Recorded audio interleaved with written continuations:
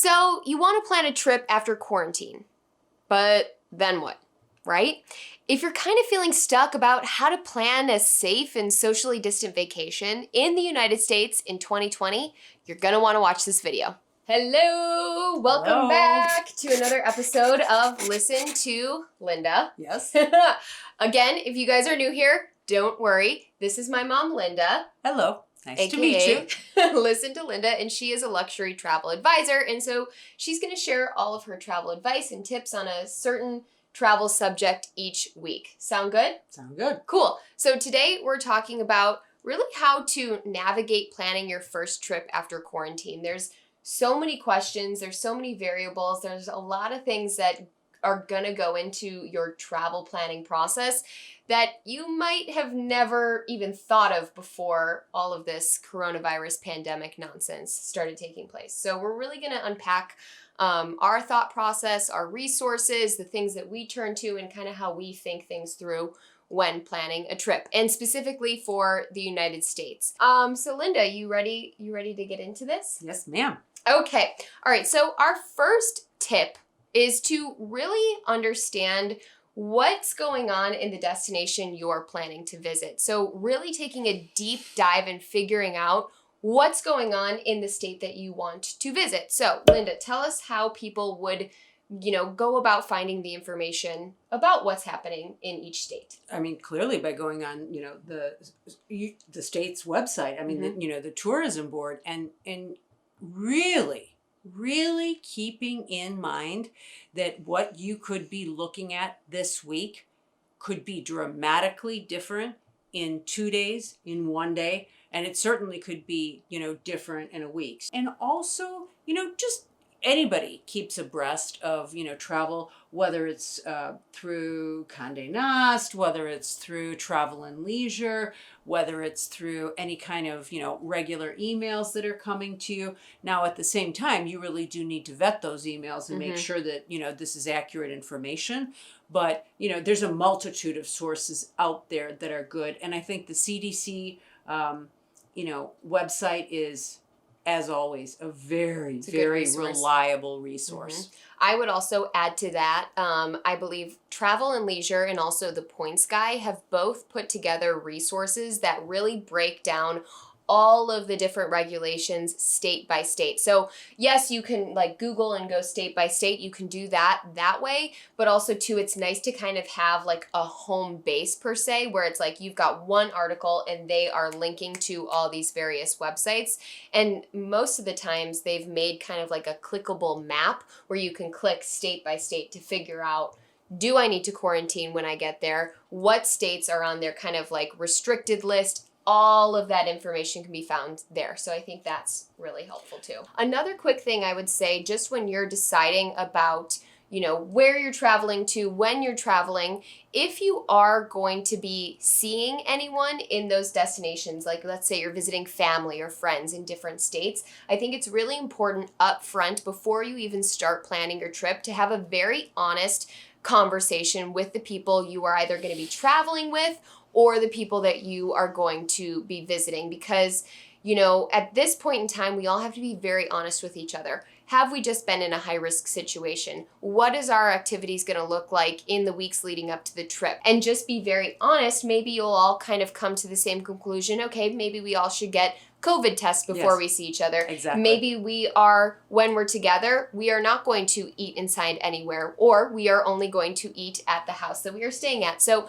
I think having those conversations prior to your trip are extremely important, and no hard feelings. Just kind of go in, be honest, and then it allows you to make educated decisions up front. Oh, and any of the links that we've mentioned thus far, we're going to put all of them in the description of this video. So any of the resources that we talked about, you can find those links in the description of this video so you can check those out after the fact.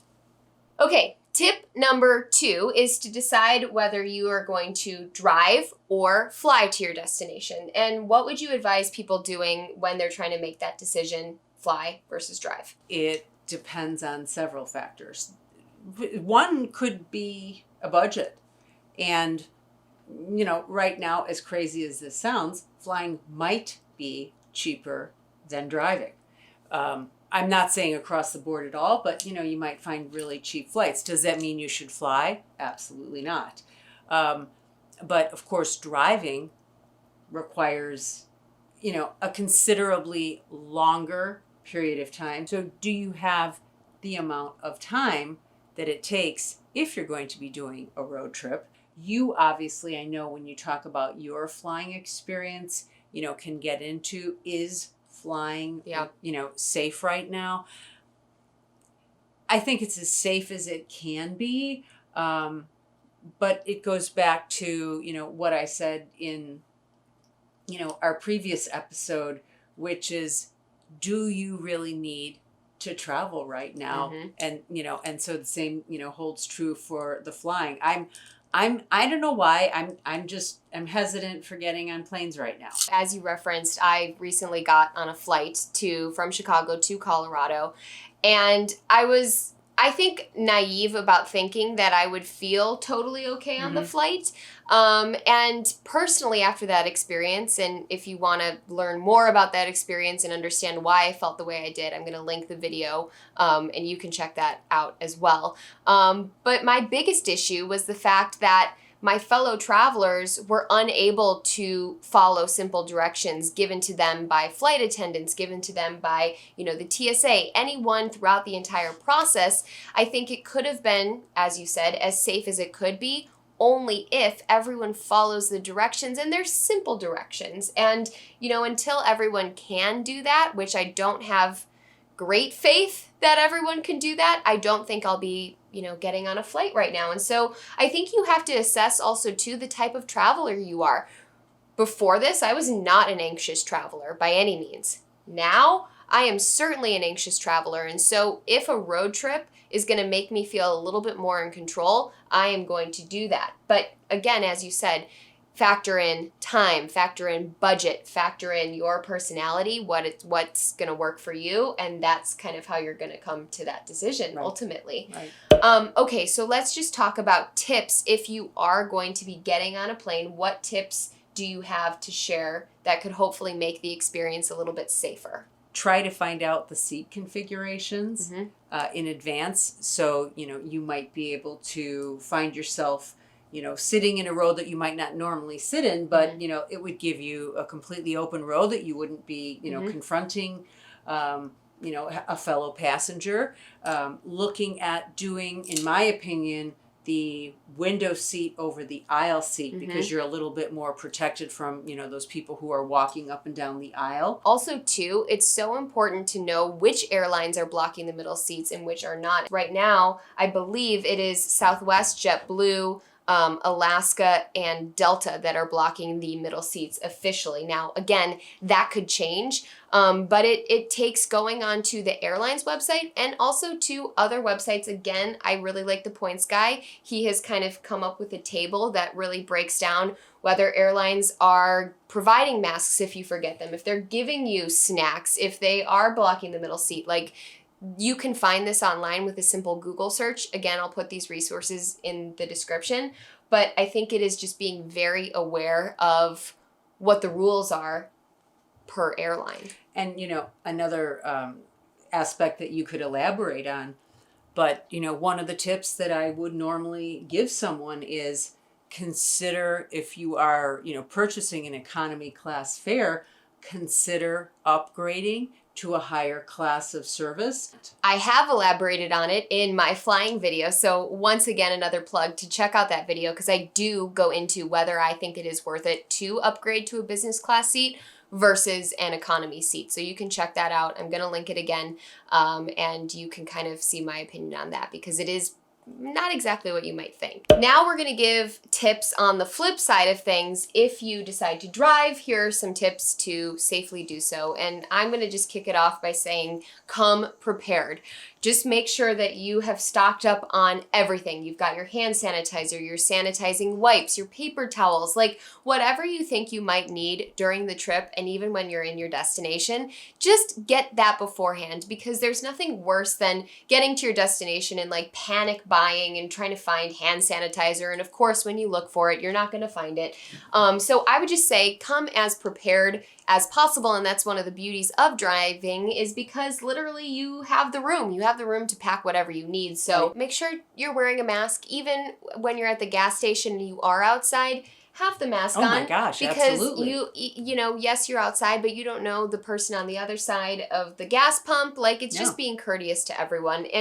And two, to talk about maybe just avoiding or cutting down on a lot of your stops. That could be avoided by packing food prior to leaving. Right. From, you know, it all depends on how long your drive is, but if you can, pack some food. And that way you don't even have to worry about, when you go to a gas station, going in the gas station, unless you have to go to the bathroom. Right. And if anyone is in the Chicagoland area and needs a recommendation, highly recommend Farmer's Fridge for healthy salads, sandwiches, snacks. They deliver now, which is fantastic. So if we decide to go on any road trip, that's what we'll be packing. As far as snacks for the road. Definitely. And, you know, even simple practices that sometimes I know I forget. You know, you go to the gas station, that credit card that, you know, you insert, that should be sanitized. Yeah. Put hand sanitizer. Say that you're getting out, you know, at the rest stop.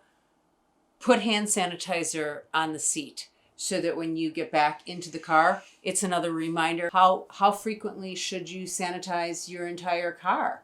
Like, you know, once every 2 hours? I don't know. And I know we say it's a lot of work. Is your health not worth it? You know, is the continued promotion of good health and minimizing, you know, the number of people who are catching the virus not worthwhile? And if it is too much, then don't go on the trip. Yeah. You know, stay home. And it's super easy. So I think if you want to travel, you should do so responsibly and just take the extra precautions. Right. We are going to move on to tip number 3. But before we do, if you have any questions as it relates to travel, coronavirus in travel in general, make sure that you are leaving them in the comments of this video, and it will give us ideas for what kind of questions you guys have. And, you know, maybe it will be a topic for a video in the future. Right. Cool? Right. Absolutely. And maybe you've even found a site that, you know, we haven't even discussed that, you know, we might enjoy. Share those reviewing. links in the comments. That will be super helpful for us too. Yeah. Okay. Tip number 3 is to decide whether you're going to be staying in a hotel, in an Airbnb, or with friends and family. You do have to make sure that you're kind of making that distinction ahead of time, of course, because you need to book. But really, when it comes to determining where you should stay, there's a couple factors that we kind of think about when making that decision. And for me personally, one of the big questions that I ask myself is like, what are the amenities and are they important to me in terms of a hotel? Is there a hotel that I really love and I love their pool and I want to stay there because I love that pool? Well, have I checked to see if that pool is even open? So I think it's important to really see what is important to you and decide or determine whether those things are even open right now or not. And that will help you in your decision about hotel versus Airbnb. What are some things you would say? I've been reading that, you know, more and more people are considering staying at Airbnbs because they themselves can manage, you know, the sanitation. I probably would, you know, just look for you know, a smaller hotel and, you know, just know what their cleaning practices are. Yeah. And I think too, there is a great thing to be said about hotels right now is because they are able to regulate those cleaning procedures. Yes, Airbnb is one big company, but it is a one big company of all individuals who are hosts. And so every different homeowner or rental space might have a little bit of a different cleaning procedure. So what I would say, if you are thinking about going towards an Airbnb, get in contact with that host. I mean, definitely in the description, they're probably explaining what their procedures are. But if you want to know more, get in contact. Ask them. I'm sure they're more than happy to explain it to you and see if they'll do above and beyond. Also, what I would recommend doing with an Airbnb is asking them, okay, when was the last time guests stayed in this house? And so if you're hearing that they stayed literally the day before you're checking in, I would see if there's a way that you can kind of add a little buffer space between when that guest leaves and when you check in. Maybe that's like a day or two, just so that, I don't know, there's time for the space to breathe, per se. Yes. Okay, we've got 2 more quick tips before we wrap this video up. The first is to understand and really think about what you're going to be doing in the destination you're traveling to, and to do that research ahead of time to know what is even open. You know, a lot of places and a lot of tourist attractions are maybe having reduced hours, or maybe you can't visit the entire, let's say it's a historical home. Maybe you can't go inside the home, but you can go to the gardens. Mm-hmm. So I think when you're determining where you're even traveling to, having an idea of what your goal or what you're hoping to get out of the trip is, and if one of those goals is to see these things and they're not open, then maybe you consider going somewhere else, or, you know, visiting again at a later date. So I think you have to have that research time ahead of time to even know what's even open. And it's not even just tourist attractions, it's like restaurants and hotels and stuff like that. So making sure to do that research prior to even selecting your destination is pretty important. All right, so our final tip number 5, is to also understand what's going to happen when you return from your trip.